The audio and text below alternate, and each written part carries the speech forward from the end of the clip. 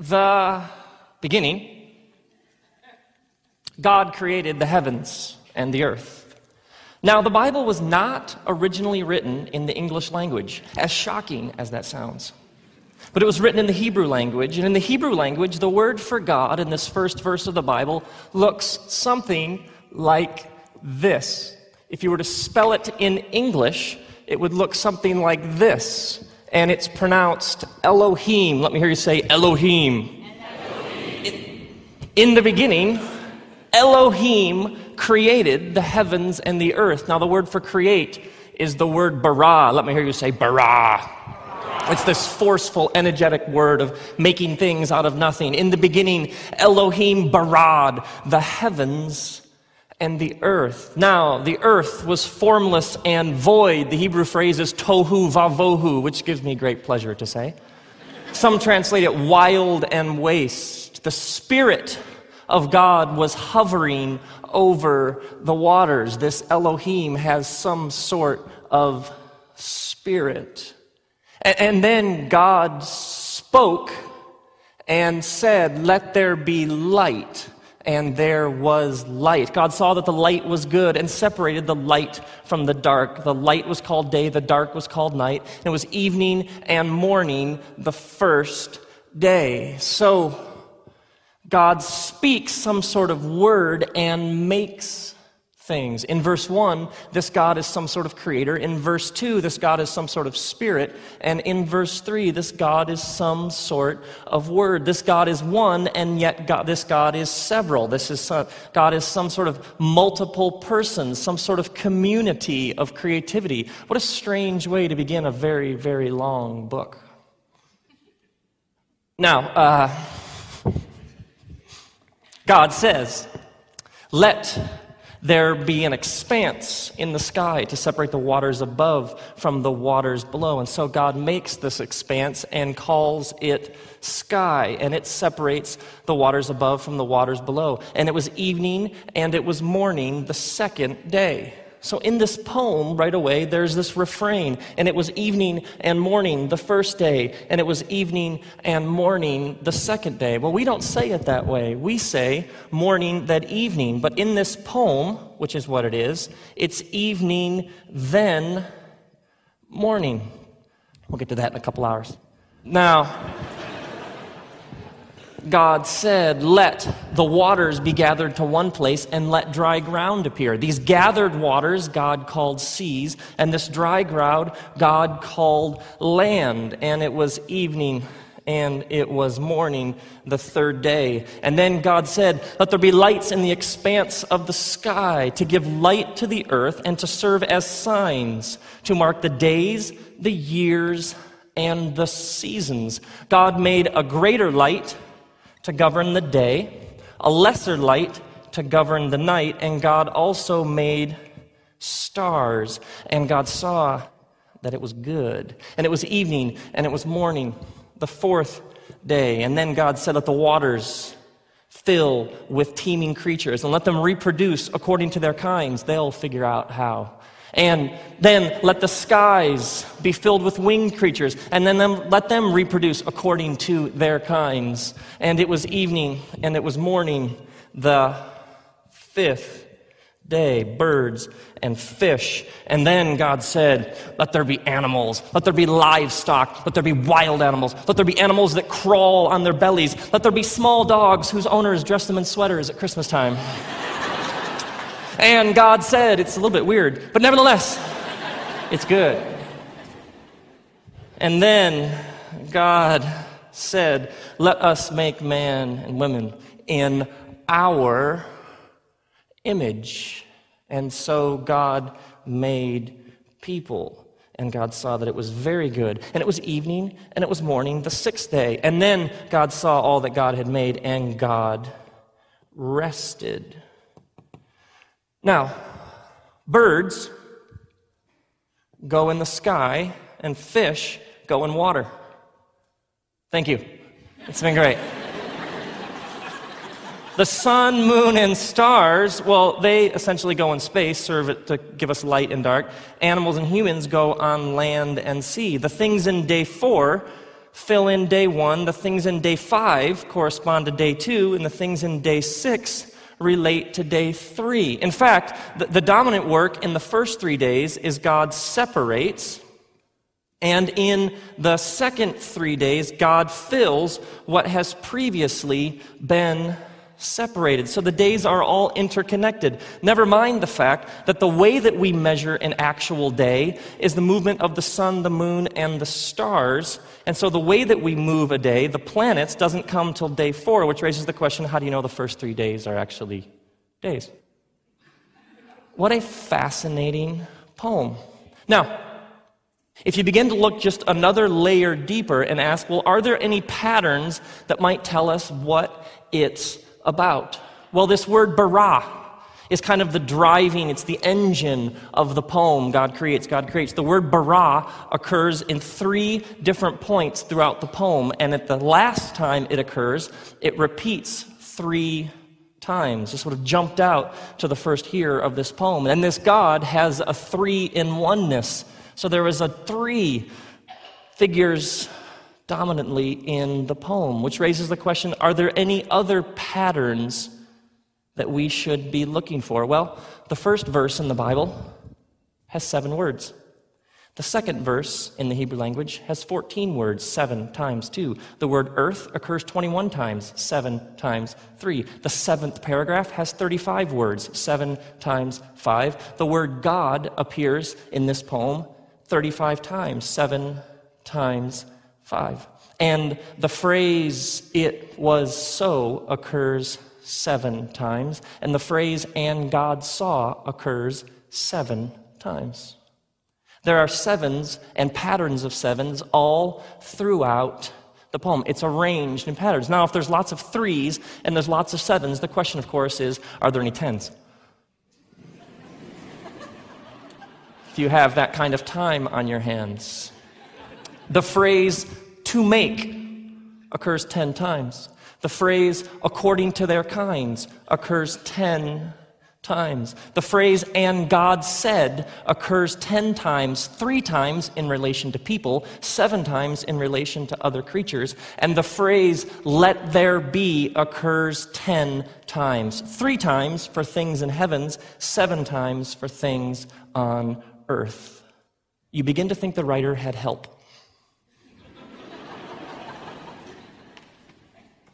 So the question remains, what's it about? If you've never read the Bible and you opened it up and you read this first poem, this opening stanza, and you were asked, what's it about?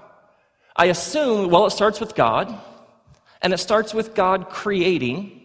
There's all sorts of creating, but then it ends, "and God rested." Now there's this rhythm, there's this cadence, there's this beat to the poem. Evening, morning, and it was evening, morning, second day, evening, morning, third day. It has a certain groove to it, and yet this groove is glaringly absent. Day 7 doesn't have and it was evening in the morning. Day 7 is just, "and then God rested." And the 7th day just kind of continues on. The rest have a definite ending. The 7th just lingers on and carries forward. I imagine if you were asked, well, what's it about? It must have something to do with God creating and God resting, and then it must have something to do with people and our role in the midst of this creation. It begins with God creating, but it ends very glaringly with God resting. And somewhere in the middle is this vast creation with humans right in the middle of it. And the universe is vast. It's massive. Scientists are generally agreed that our universe has somewhere around 100 billion galaxies. Somebody counted. And the general estimate is that each of those galaxies has somewhere around 100 billion suns. And they believe that each of those suns has at least 100 billion stars, and they're now estimating that our galaxy alone has at least 100 billion black holes, which is why some afternoons you feel slightly depressed. Now, when you get to the bigness of the universe, things get very strange very fast. There's a galaxy called the Andromeda Galaxy, which is racing through our universe at 200,000 miles an hour. Stars do unbelievably strange things. There are stars called neutron stars. They are essentially what's called hyperdense, which means their gravitational pull is so strong that these stars are literally turning in on themselves. When this gravitational pull becomes so strong that it pulls the star in on itself, then its weight, density, star in on itself, then its weight, density, mass, and volume takes on all sorts of strange characteristics. Here's an example. A neutron star weighs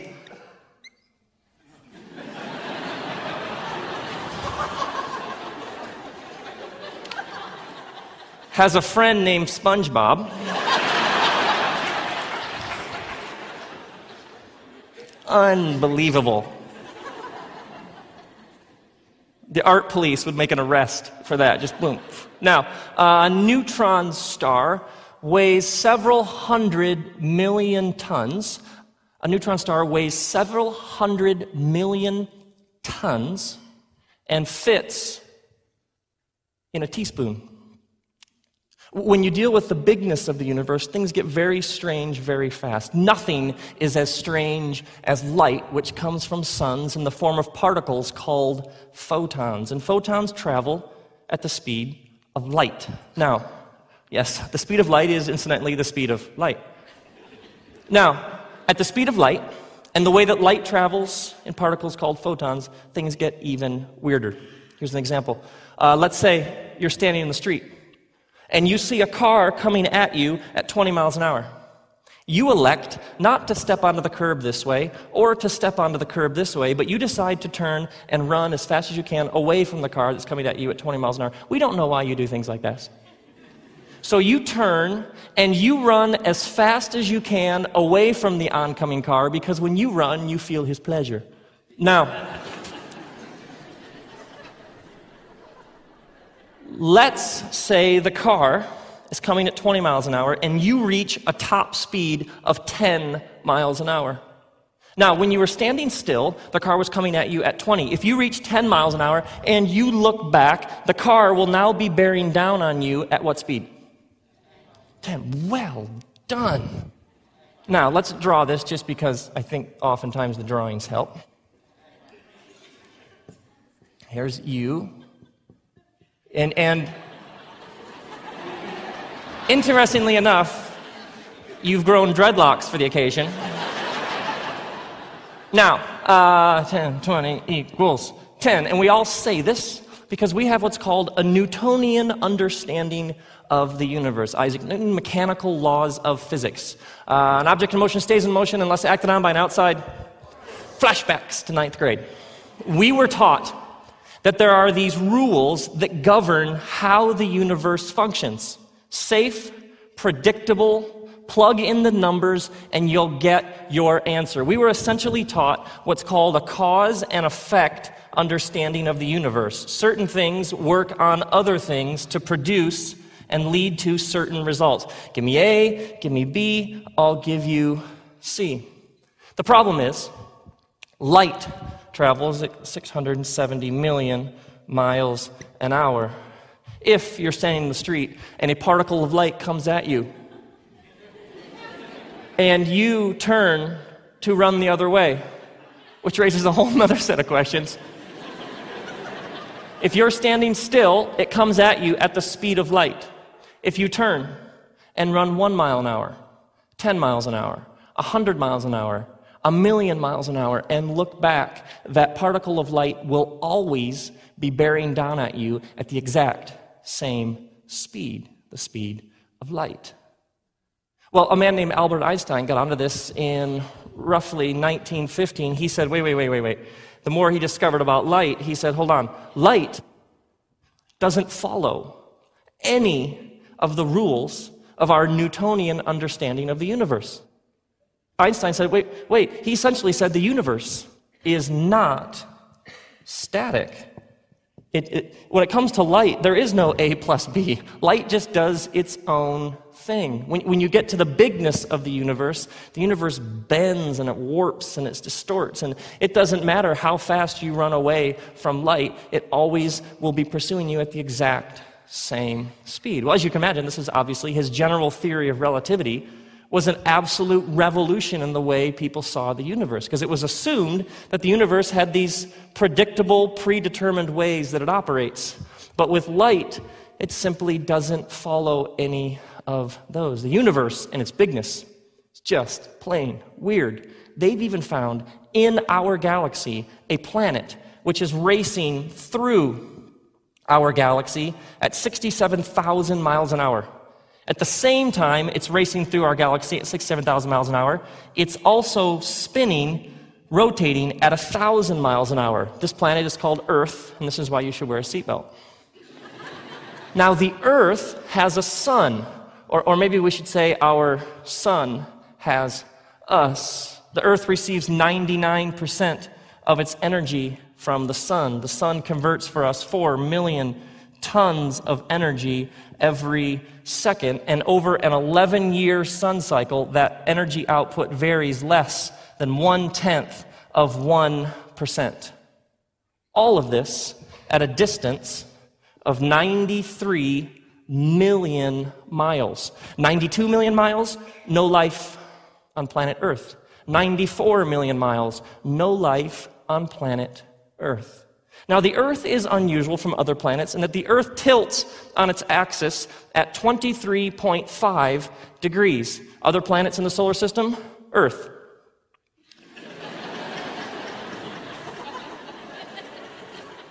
Now, the question is, why does the Earth tilt? Well, if the Earth did not tilt, it would run the risk of becoming what's called tidally locked, which means one side of the Earth would get stuck facing the sun all the time, while the other side would never see the sun. So the one side of the Earth would get hotter and hotter and hotter until it could not sustain human life, while the other side would get colder and colder and colder until it could not sustain human life. So this 23.5 degree tilt of the Earth's axis is just exactly precise to allow this little blue and green floating ball to sustain human life, which raises the question, why does it tilt? It tilts because 40% of a gravitational pull that comes from the sun pulls it over. The other 60% of that tilt comes from the gravitational pull of a little rock we've come to know as the moon. The moon and this pull is what allows planet Earth to sustain life. No moon, no life, which raises the question, how did we get our moon? Scientists believe that our moon was some sort of meteor or asteroid that was just flying through our galaxy and essentially got stuck in the Earth's gravitational pull, making it the cosmological equivalent of, oh, all right.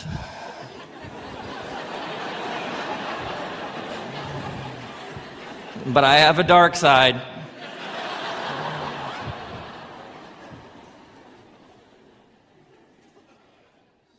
Hydrogen on planet Earth must convert 1/7,000th of its mass to helium continually for the Earth to sustain human life. 0.007, 0.008, no life on planet Earth. 0.006, no life on planet Earth. Our atmosphere is 21% oxygen, 23% oxygen, no life on planet Earth. 19% oxygen, no life on planet Earth. The ocean, our oceans are 3.4% salt. The oceans are 3.4% salt, which is the exact percentage of salt in the human bloodstream. 4% salt in the oceans or our bloodstream, no life on planet Earth. 2% salt in our bloodstream or the oceans, no life on planet Earth. This is, by the way, called the science of fine-tuning. And there are hundreds and hundreds and hundreds of these unbelievably precise numbers that all add up to life on planet Earth. Carbon levels, gravitational force, the density of particular minerals and primal elements that all add up perfectly. The metaphor is simply this. It's as if there are these dials to create and sustain life on planet Earth. It's as if there are hundreds and hundreds and hundreds and hundreds of these dials, and every single one of them has been adjusted just perfectly. And this one goes to 11. And every single one of them adjusted just perfectly. Hundreds of them. It isn't just that there are hundreds and hundreds of them, and somehow, some one, has adjusted them just perfectly. It's the haunting truth that if just one of them were even slightly turned in any direction, it would render the accuracy of all of the hundreds of others irrelevant. It isn't just that there are hundreds and hundreds and hundreds of these dials. It's as if you just messed with one of them, it wouldn't matter about the precise accuracy of every single other one. What a strange, mysterious little floating blue and green ball we call home. Now, the general estimate is that our universe is 10 to the 27th power meters across. Once again, somebody measured. And the general estimate is that the smallest thing in our universe is a subatomic particle, 10 to the negative 26th power. Now, if you were to take an average of all human beings' heights, if you were to look on planet Earth, what's the average height of all human beings? And so you were to take babies, toddlers, preschool kids, hobbits, adults, you would end up average height of all human beings somewhere around 1 meter, making human beings the middle in size in the universe. And you're fascinating. How many of you can see me? Excellent. Encouraging, to say the least. Yeah, you have this visual cortex in your brain connected ultimately to the retina in your eye. 110 million cones, 7 million rods, over 1 million nerve fibers, all working in harmony so that you can see things. You have over several 100 billion brain cells, neural connections somewhere in the trillions. Every second, your brain doing roughly 1 trillion computations, and no one of those brain cells are the same. In any given 1 or 2 second period, your body has just produced 2 to 10 million brand new red blood cells. You have 100 million white blood cells being stored right now in your bone marrow alone, which raises the question, if your body is producing new red cells and white cells to make you, and producing these cells at the rate of hundreds of millions every couple of seconds, how does your body know to make more and more and more of you and not somebody else? Every single one of those cells, hundreds and hundreds of millions of cells, has roughly 6 feet of DNA coiled inside of it. It's like a map. It's a code that tells your body who you are and how to make more of you. If those DNA strands were stretched out into their 6-foot length, and then all of them in your body were put end to end, it would be 80 billion miles of instruction. It would go from the earth to the sun and back 400 times. Your body, down to the 100th, billionth, millionth of a cell, is hardwired to be you and no one else. But those cells are actually made up of a smaller component called an atom. Now, if you wanted to see an atom with your naked eye, you would need to be 1 billionth of an inch tall. And you'd have an incredibly high voice. The earth is to an orange as an orange is to an atom.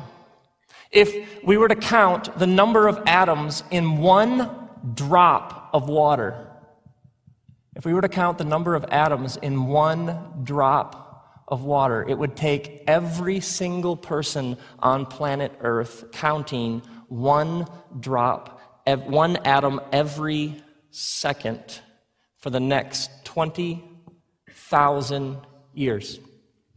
Atoms are small. Thank you. It's been great. Now, if you were to take apart an atom, if you had those kinds of tools in your garage, you would discover that an atom in the center is made up of neutrons and protons, and then you would discover that circling around the center very, very quickly are what's called electrons. Now the question is, what do you mean by circling? An electron orbits an atom several billion times every second or so. They're quite busy. Now, if you have 2 bonded atoms with all of these electrons orbiting around their centers, in any given second between the 2 bonded atoms, there would be roughly 3 billion collisions. Here's what this means. Take a picture of an atom. Take a picture of the same atom a second later, And while that atom will be in its basic essence the same atom, it will have changed drastically in that passing second. Take a picture of an atom. Take a picture of an atom a second later. You don't know exactly what it's going to do. Now, in the 1890s, a group of scientists, led by a man named J.J. Thomson, said, what if we could take apart an atom? What if we could split an atom? What if we could come up with a thing that makes atoms? Well, if we could split an atom down to the thing that makes up an atom, well, what if we could split it enough to get down to the basic building block of matter? Well, if we could do that, if we could get down to the thing that makes the things, that makes the things, that makes the things, that makes everything, well, then we could explain why everything is how everything is. So they began splitting an atom. They quickly discovered that an atom can be split into a smaller substance called a quark. Atoms are made up of quarks. But then they discovered you can split a quark. And then they discovered the thing that you can split a quark into, you can split that. And then they discovered that thing that you can split the thing that you can split a thing to make a quark, they can split that. So the quest kind of went whoop, a little bit off track. And to this day, they're saying they agree that they've identified at least 100 subatomic particles. You got your bosons, gluons, nuons, leptons, mesons, endless lists of these unbelievably small things. If you've ever heard the term quantum physics, quanta simply means packets of energy. Because at its core, these atoms and these quarks are simply these bundles of energy. Now, when you get into the subatomic realm, things get very, very strange. They have discovered that a quark can be in one place, can disappear, and appear in another place without traveling the distance in between.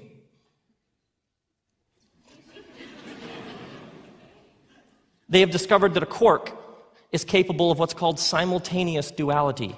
They have observed quarks, one quark that is capable of being in two different places at the same time. In 1949, a scientist came up with what's called Bell's theorem, a personal favorite of mine. Bell's theorem was essentially this discovery. You can take a quark, an atom, and split it in half, and put one half in New York, and you can put the other half in San Francisco. If you take the quark in New York, and you reverse the spin of its electrons, at that exact moment, the half in San Francisco, its electrons will reverse their spin as well. If you've heard of the butterfly effect, that's essentially a popularizing of Bell's theorem. In New York State, in 1997, they discovered an exotic meson, and we all know how exotic mesons can be. This meson appeared for a trillionth of a second, and then it was gone. They don't really know where it came from, and they don't really know where it went. And so you have these unbelievably brilliant subatomic quantum particle physicists saying things like, I don't know. They have discovered a subatomic particle called a lepton. And the general consensus is that leptons do exist as individual subatomic particles. The only hitch is they've only been able to observe leptons in communities of 2 and 3. And so they say, yes, we understand that this is a single lepton. The problem is we only find them existing 2 and 3. And so they say, yes, we understand that this is a single lepton. The problem is we only find them existing in groups of 2 and 3 oneness.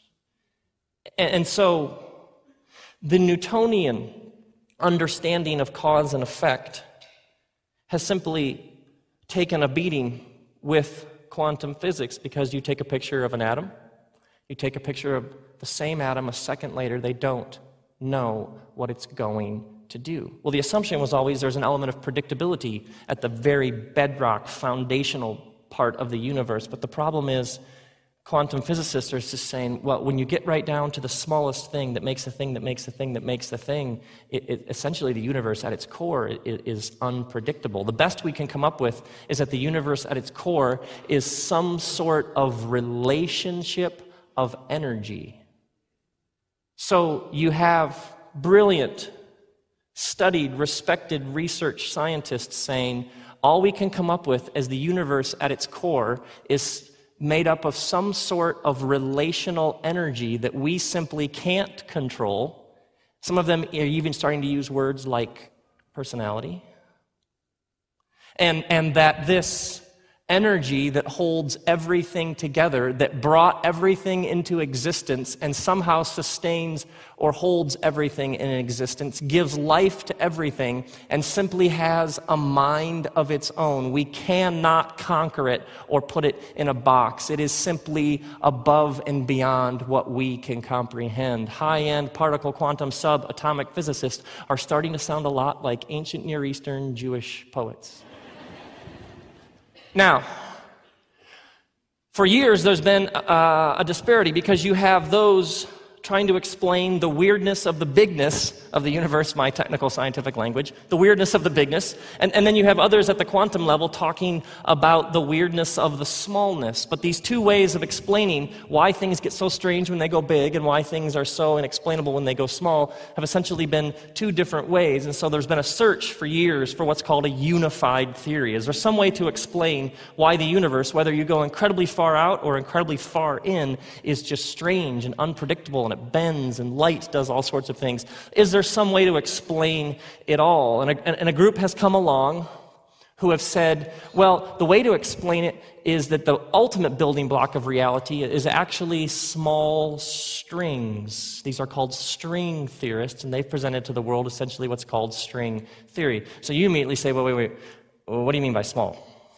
They're essentially saying the universe is to the earth as the earth is to an atom. The universe is bigger than the earth in the same way the earth is bigger than an atom, in the same way an atom is bigger than one of these strings. Yeah. And they're saying, well, the real issue isn't the bigness and the outness or the smallness and the inness. The real issue is multiple dimensions of reality. Now, to get our minds around dimensions, this is a rectangle and this is a circle. Now, this circle will never be a rectangle, and this rectangle will never be a circle. This board that I'm writing on is a two-dimensional surface. It has height and it has width. And so in two dimensions, this rectangle will never be a circle. This circle will never be a rectangle. If you ask me which is which, it's either or. It's either a circle or a rectangle. Now let's move from 2 dimensions to 3 dimensions. Let's add a dimension. This marker from the side is a rectangle. And yet, if you look at it from the end, it's a circle.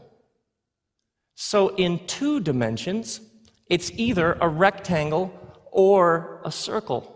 You add a dimension, and all of a sudden, what was either or mutually exclusive becomes both and. If the question was, well, is it a rectangle or a circle in 3 dimensions? Yep.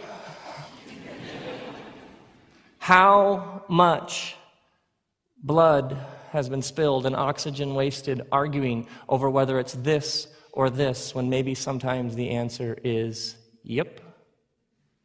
Think about religion alone. Faith or science?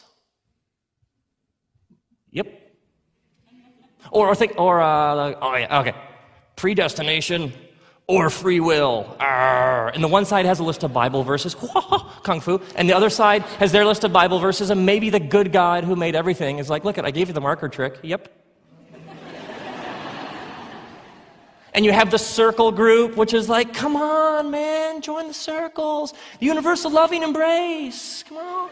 And you have the rectangles. Wait, we have right angles. We are 4 times more right than you are. But you're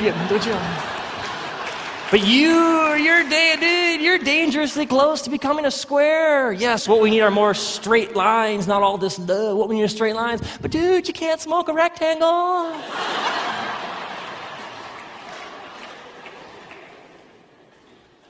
Maybe sometimes the good God who made everything just says, yep. Now, in the 1800s, a British headmaster named Edwin Abbott proposed a land of people who were trapped in 2 dimensions. What if there was a land of people who did not have 3 dimensions as you and I have, and they were trapped in 2 dimensions? He called this land Flatland. What could we learn as enlightened 3Ders if we were to spend time observing those trapped in 2 dimensions? How, if you lived in 2 dimensions, would you experience something that had 3 dimensions? What if you were trapped in Flatland and all you had was height and width? And what if you encountered a 3-dimensional object? What if my ring passed through your 2-dimensional world? What if a 3-dimensional ring passed through this flat 2-dimensional world? If this ring was able to pass through this marker board, how would they see it? Imagine when it first touched, it would be a point. Then as it continued to go through, the point would turn into a line, and then it would turn into 2 lines, and then when the ring was halfway through, it would appear as 2 different lines, and then if it kept going, the lines would come back together, point, and then it would be gone, correct? Because you talk about this all the time with your friends. You're out of the restaurant. You know, I was thinking the other day, napkin, ring, I don't know. Now, how would these 2 process what they just experienced? How would the 2 of them, if that happened? Did you see that? A little weird, wasn't it? What was that? I don't know. Well, what did you see? Well, I saw a point, and it turned into a line, then it turned into 2 lines, and then the lines got farther and farther apart, then they came back together, 1 line, point, and then it was gone. I know. I think it was something more. Well, what do you mean? I think it might have been a ring. What do you mean? It almost has, to me, a certain Monty Python. A ring? I do say. A ring? Yeah, I think that the point, line, point, I think that was actually something more. Well, have you ever seen a ring? No. Ever seen a picture of a ring? No. Ever held a ring? No. Never been to Ringville? No, you haven't. So, no, you know what all it was? Point, line. That's all I need to know. Line, point, gone. That's all it was. I don't know. I just, do you have any evidence? No. Do you have any proof? No. Any photos? No. Anything in a lab you can test? No. So this person ends up having to use words like, I don't know, I just sense, feel, trust, believe, have faith. And so the experience of the ring actually reveals 2 vastly divergent worldviews. The one person immediately shifts into Flatland is all we have. It's all we can prove. It's all we know. It's all we can document. And so it's all we have the empirical evidence for. The one person essentially becomes what's called reductionistic. All it was point, line, point, gone. And they can argue very persuasively because this person can't come up with any tangible evidence. And so their worldview is essentially, it's all it is, there's nothing more, don't be all weird. And this person is left in the awkward position of maybe being definitively convinced that that was a ring, and yet all they can do is talk about nudges and hints and senses and feelings and beliefs and maybe even have to use words like faith. Now, what if me, Rob, in all of my 3D-ness, what if I decided to mess with them and I came and just kept my hand like right here?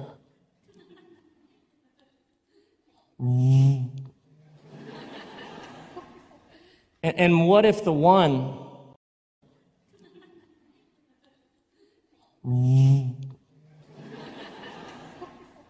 and what if the one said, you feeling anything weird?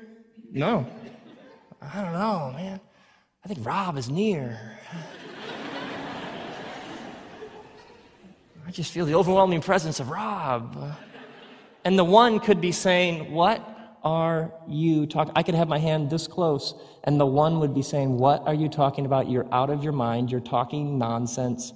You have to give up all that superstitious, mythic stuff. And the other one was saying, no, I think Rob is very close. Or what if I really wanted to mess with them and I just jammed my hand right through their world? Well, my fingers are of different length and of different thickness. So my fingers would appear at slightly different times, and they would produce circles, and those circles would be of slightly different circumferences and diameters.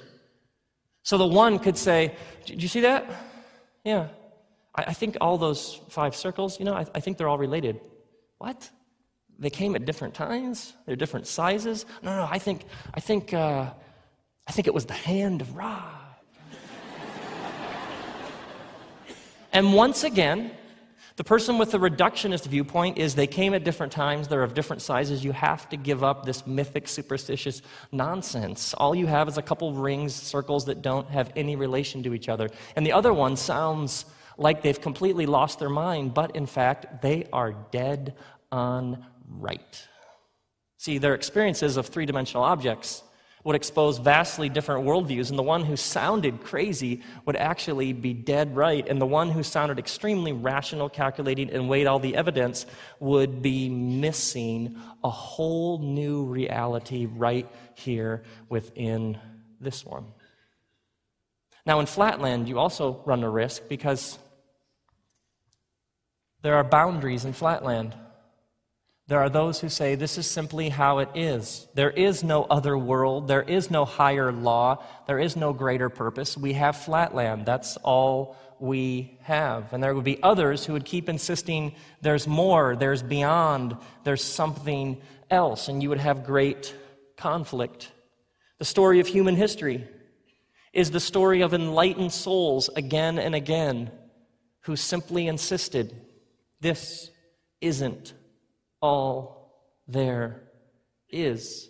And others who had great power invested in maintaining this is all there is ultimately have harmed lots and lots. If you were to sort through the crucifixion of Jesus Christ, what is it? The world was ruled by an empire that simply said this is how it works. The Roman emperor is God. Bow down to the emperor. The empire is all-powerful. And an obscure Jewish rabbi comes along and preaches the kingdom of God.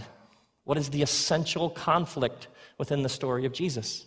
Somebody who simply looks at the power brokers of Flatland and says, there's more. There's more. Now, you and I are trapped in time. We cannot go to the right in time. We cannot go to the left in time. We cannot go up in time or down in time. You and I are trapped in what's called linear forward time. We can only go forward. We cannot go back in time. And so, you're born, you pay taxes, you watch your country's World Cup team lose, you die. Now, you and I cannot go, we can only go forward in time, left, right, up, down, forward. We cannot go back in time. Time is one dimension, and yet we can't go back, and so essentially we lose the back time. You and I are trapped in a half dimension of time. Time for us only goes forward in one direction. Now, what if there was a being who wasn't trapped in one dimension of time? What if there was a being who had a two-dimensional awareness of time? What if there was a being who had a three-dimensional awareness of time? Well, you and I have a three-dimensional awareness of space, so what if there was a being who had an awareness of space in time the way that you and I are aware of space? What if there was a being who looked at this marker? Let's have this marker represent your life and my life. Born, pay taxes, die. Now here's your life, here's my life. What if there was a being who had a three-dimensional awareness of time? Could they, in looking at our life, do this? Could they do this? Could they do this? Would they say, oh, I have no idea what she's going to do next? No, they probably just say, yep. They wouldn't be confined in any of the ways you and I are being confined with. They might even use phrases like, in the beginning, before time, to which those trapped in a half dimension would be like, that's not helping. At the time of this poem, Genesis emerged among a group of people who lived in a culture in which people assumed that the gods and goddesses are trapped in time just like humans are. So the gods and goddesses are born, they start to get ill, so you build them a giant pyramid, stuff all their stuff into the pyramid, they die, and then their son or daughter comes along and rules, and then the next ruler. And so their understanding was that the gods and goddesses are trapped in a half dimension of time just like we are. It's at this time that God appears to a shepherd named Moses and says, Moses, I want you to liberate my people, because God is in the liberation business. And God says to this shepherd, Moses, I want you to set my people free. And Moses is a very practical man and says, okay, but I'm going to need a name.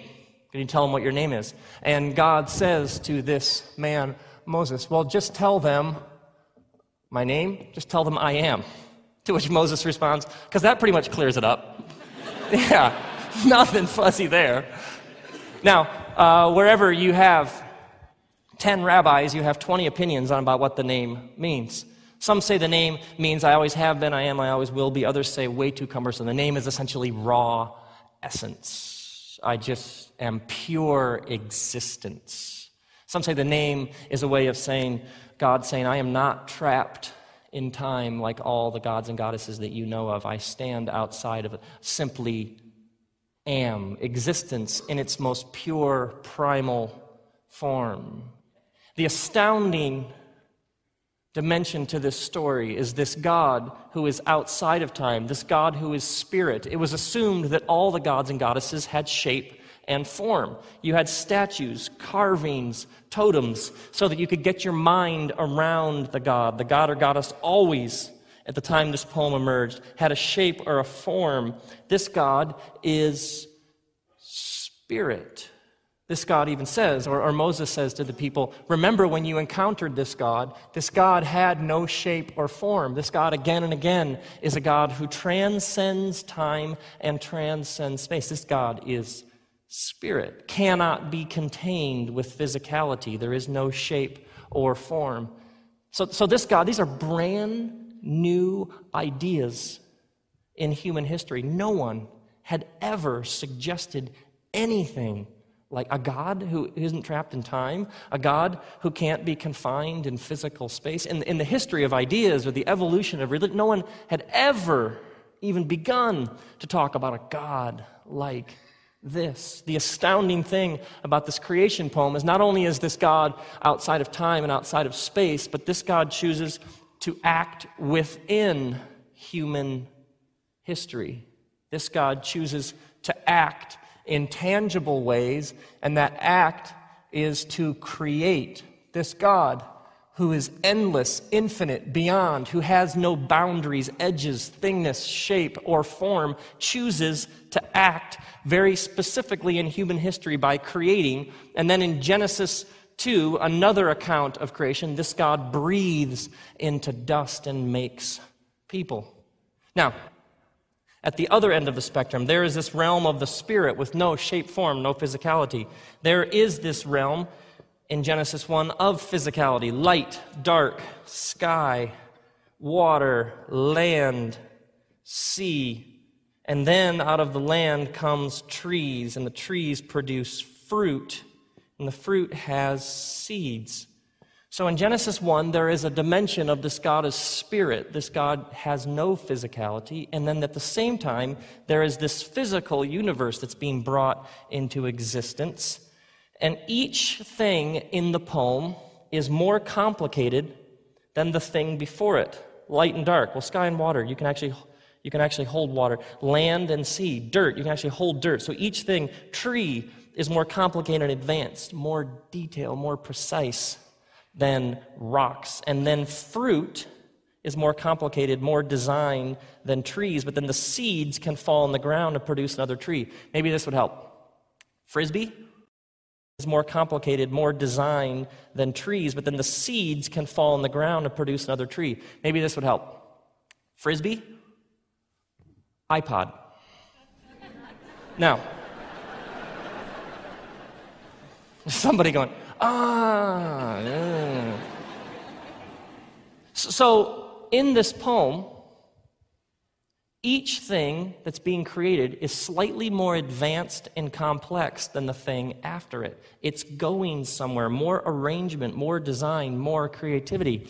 And so you have this seed, and the seed is significant because a tree can produce fruit, and then the seed is its ability to reproduce. After seeds, then you have animals. Then God creates a man, each thing more advanced than the thing before it. God creates the man, steps back and says, I think I can make something slightly more advanced.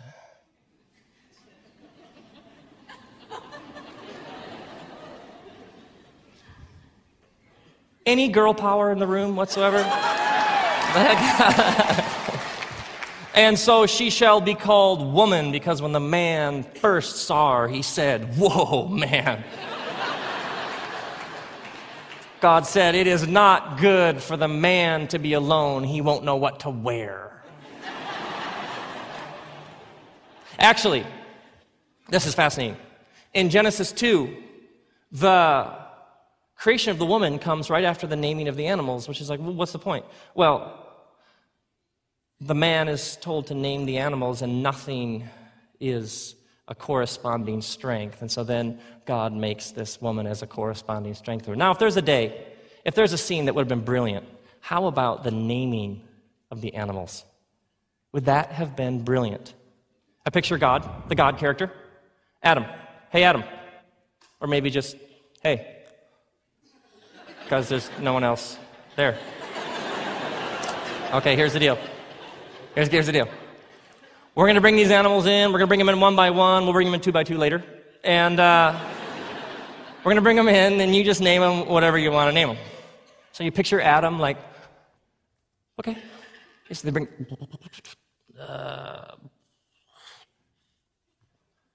hippopotamus. Picture God like, yeah, okay, hippopotamus.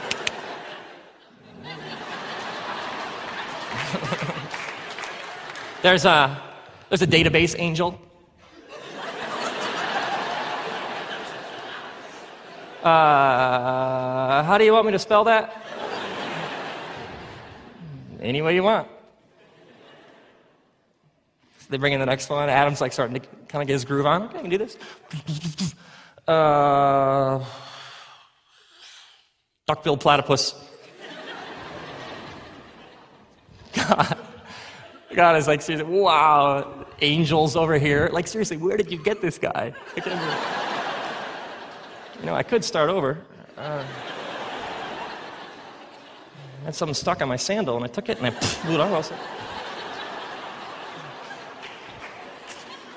But God wants to be encouraging. Seriously, Adam, you're the man. No, seriously, you are. You're the man. So, but like a couple days into it, or a couple day into it, Adam is just whipped. He's thought every possible. He's so tired. Not one creative idea left. One more. Okay, can you do one more? Yes, I can do one more.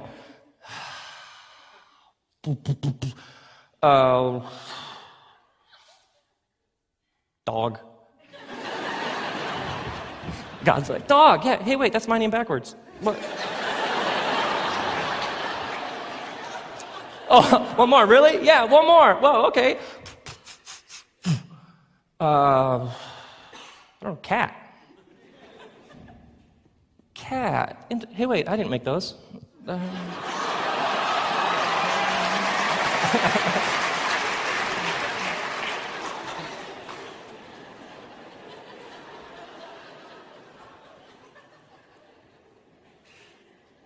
That's funny, I don't care who you are. So, anyway, yeah. Now, this poem is proposing things that no one had ever proposed. It's a brand new idea in human history. See, everything in the creation story fits into one of two categories. It's either purely physical, rocks, dirt, trees, seeds, it's either water, it's either purely physical, or it's spiritual. It's spirit, it's I am, it's action. It's either immaterial or material. It's either physical or non-physical. Everything in creation is either one or the other. A tree has physicality but no spirit. I am is spirit with no physicality. Fruit, physical, no spirit. Spirit, spirit, but no physical. Everything is one or the other. Angels, spirit, no physicality. Sky, water, physicality, no spirit. And then, in this creation story, the human being is physical, dust, and yet is breathed into by spirit. There is nothing in the entire created realm that is totally spiritual and totally physical. Is a human being spiritual or physical? The answer, of course, yep. Now, this has profound implications for how you and I understand what it means to be human. You are here. Maybe you've heard somebody say, well, I'm just not into spiritual things. Are you a human being? Yeah, too late. The issue is not whether you're a spiritual being or you have a spirituality. The issue is whether your eyes are open and you're aware of it. You cannot deny what is central to your makeup as a human being. In the Hebrew language, there is no word for spiritual. If you would have said to Jesus, Jesus, how is your spiritual life? What? What do you mean?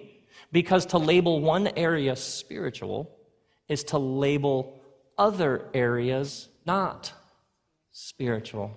It's absolutely foreign to the world of the Scriptures. It's absolutely foreign to the worldview of Jesus.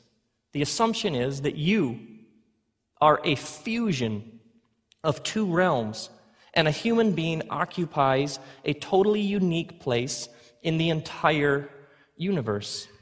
How you handle your money, how you handle relationships, sexuality, forgiveness, reconciliation, business, school, work, play, recreation. Everything we do as an integrated being, 100% physical, 100% spiritual. These first Christians latched onto this right away. Whatever you do, whether in word or deed, do it in the name of Jesus Christ. What were they saying? Every act is a spiritual act. It's whether or not you're aware of the implications of what you're doing. Now, this has profound implications for how we understand what it means to be part of a church, because it's possible for religious institutions and for churches to actually work against an integrated, holistic spirituality. What can ever so subtly happen is that we emphasize certain things and in the process de-emphasize other things. What can happen ever so subtly is people begin to see God as dwelling in a certain place. Sometimes it's only with a certain person or a certain group of people. Sometimes it's a building. Sometimes it's an hour on a particular day of the week. And whatever so subtly happens is it creeps in that God is there. And obviously something powerful happens when people gather for the purpose of worshiping and pursuing this one true God. But ever so subtly what can happen is God is there, and if God is there, ever so subtly God can seem less and less here. But you and I are a fusion of these two realms. We are both. And so perhaps maybe a more biblical way to understand what a community or a church is it's a group of people who are bonded together in their pursuit of God. Obviously, they're learning to see God in each other, and God is powerfully present in their midst. But these are people who are being given eyes to see the divine everywhere they go. What is Jesus saying to his first followers? Whatever you do for the least of these, you've done for me. What is he trying to teach them? He's trying to teach them to live in such a way that every single interaction they have, they will be fully aware of the God who is present in that interaction. He's teaching them that all of life is drenched in the divine. The issue is whether our eyes are open. He's teaching them that all of life is drenched in the divine. The issue is whether our eyes are open enough to see it. Now, this creation poem that begins the scriptures has God creating and then God resting. And there's a fascinating thing that happens in the middle of the poem. Sometimes Hebrew poets would work in what's called a chiastic form, which means that they would hide or they would plant the meaning of the poem somewhere in the middle. Well, if we were to look at the middle, there are 7 days, and so the fourth day is the middle day. In the fourth day, we're told that there are sun, moon, and stars, which is, well, what does that have to do with the meaning of the poem? The explanation for the sun, moon, and stars is God made the sun, moon, and stars in order to mark the days, the years, and the seasons. Now, seasons is an absolutely giant word in the Bible. It's central to the life of somebody who follows God. It was central to the world of Jesus. So anybody reading this poem, that word seasons planted right in the middle would have jumped out to them, particularly because the poem begins with God creating and ends with God resting. Why is seasons significant? Seasons is a reference to two things. First, seasons is a reference to the Sabbath. Who is one of the original audiences of this poem? A group of Hebrews who had been slaves in Egypt. Now, what was life like in Egypt? In Egypt, they worked 7 days a week making bricks. They had quotas of bricks they had to meet. Bricks, bricks, bricks, bricks. Every day, all day bricks. In Egypt, your worth and value came from meeting your quota of bricks. You were as worth as much as you produced. This was life in Egypt. God rescues these people from life in Egypt, and now he's trying to teach these people what it means to be a human being, not a human doing. God is trying to teach these people what it means to be human. You are not a machine. And in Egypt, their worth came from what they produced. And God is trying to teach these people, your worth does not come from what you produce. Your value does not come from bricks. Your value comes because you are rescued and redeemed, children of the one true God. So what does God say? Every 7 days, work 6 days, but then take a day and do no work. Rest, reflect, play, whatever feeds your soul. Take 1 day a week to remind yourself that you are not a machine. So the seasons, first and foremost, is a reference to the Sabbath, the need for a rhythm of creating and resting. Secondly, that wasn't enough. In the scriptures, it's not just every 6 days, then take a day and Sabbath, rest, play, sing, dance, whatever feeds your soul. But there were 7 major feasts throughout the year where God said, play, you will have fun. And so 7 times a year, there were these giant feasts. The Feast of Sukkot in the fall, literally an 8-day celebration. Singing, dancing, adult beverages, whatever. Giant. The seasons, the Sabbath, and the 7 feasts were essentially God's way of saying, somebody get me a DJ. Now, there was, in the culture at this time, there were several other creation stories. The central creation story that was popular among the masses when this Genesis poem emerged essentially taught that the world came about because of conflict. It still survived. You can go to a library and read up on it. Essentially, the belief was that the world came about because this God was mad with this God, and this God was jealous with this God, kind of like big-time wrestling meets soap operas in the sky.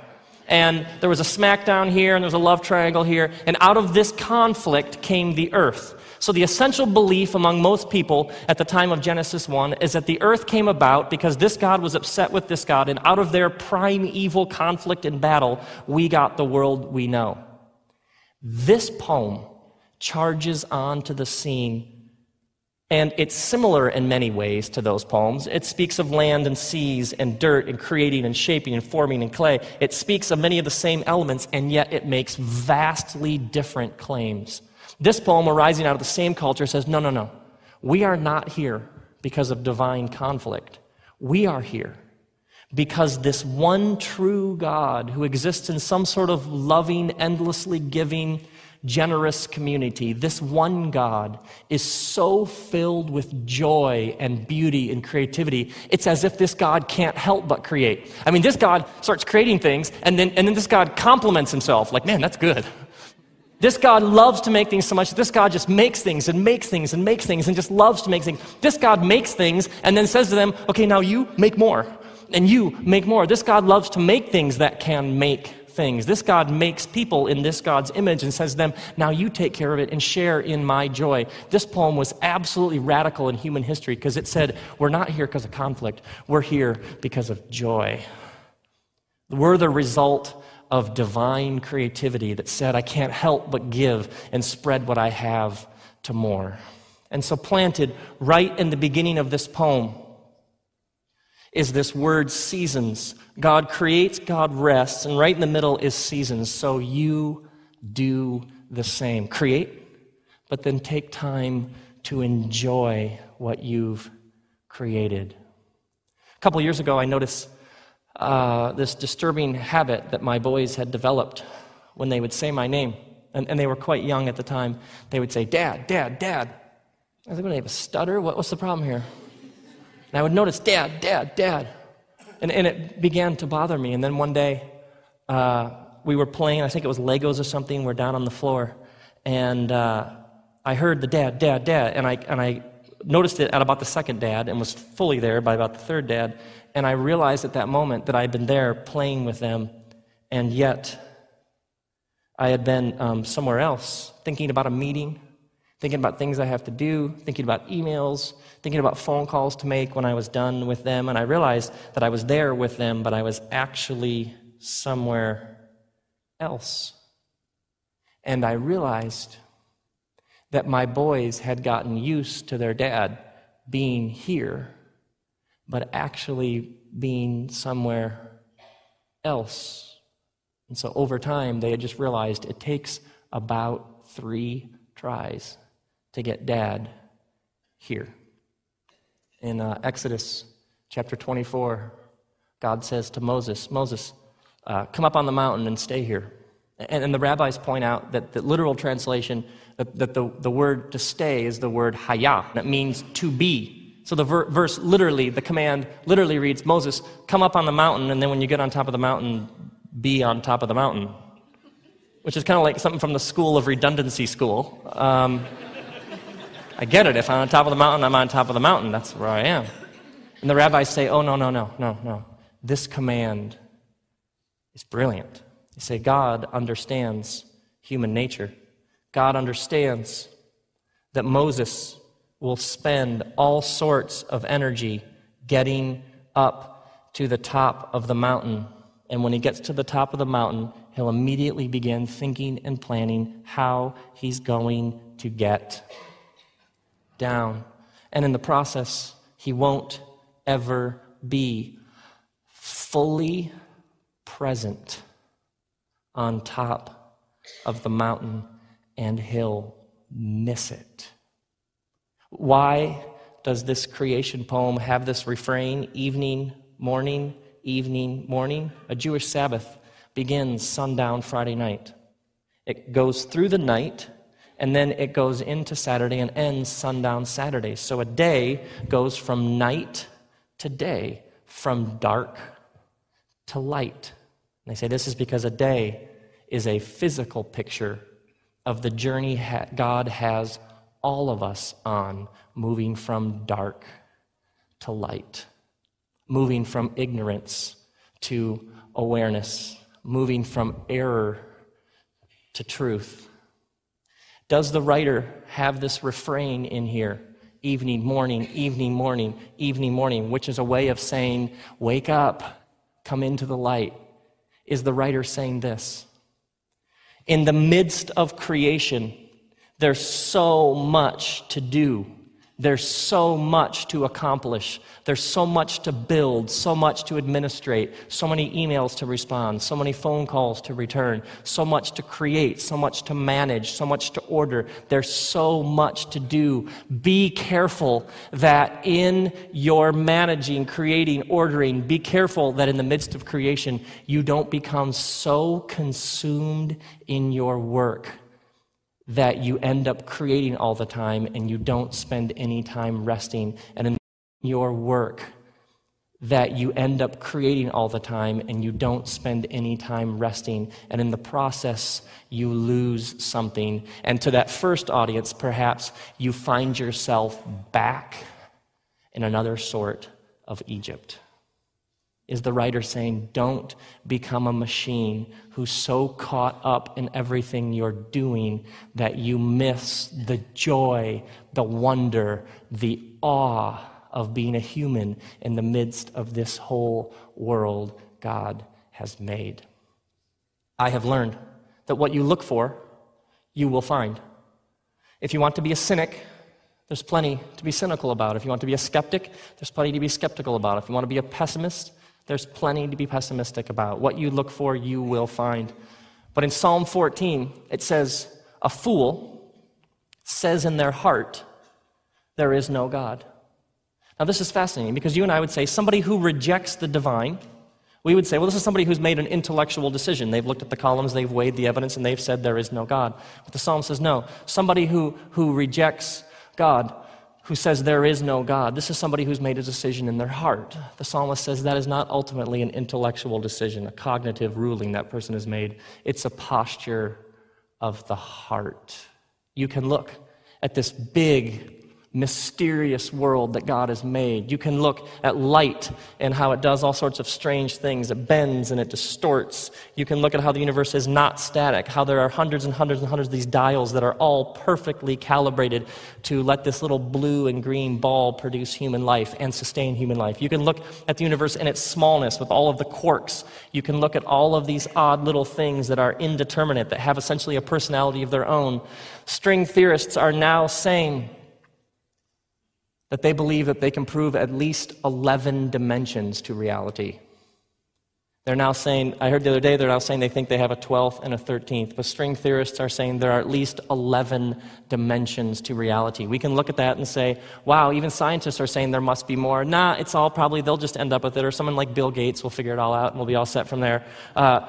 And you can look at all of this and say, there's nothing more going on here. Yeah, spirit, breath, that's all just made up by religious people as a crutch to deal with the pain of life. You can look at all of this and say, there's nothing more, there's nothing else going on. It just is a bunch of stuff. Or you can choose to see wonder and beauty and awe.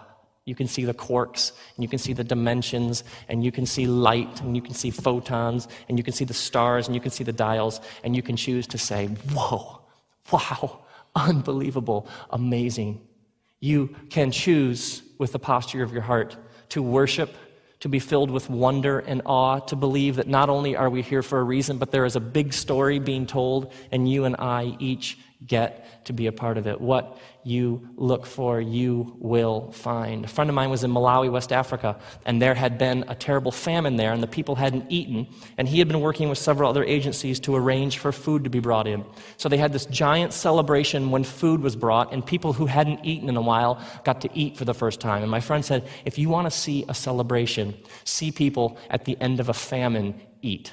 He said it was unbelievable, singing, dancing, just living in the moment of we can now eat. And he says they set up this tent awning out in the middle of this field, and he says partway through the celebration, he says they hear this unbelievably loud like whirling noise, and they step out of the awning and they look to the side, and there, headed towards the clearing, was a tornado.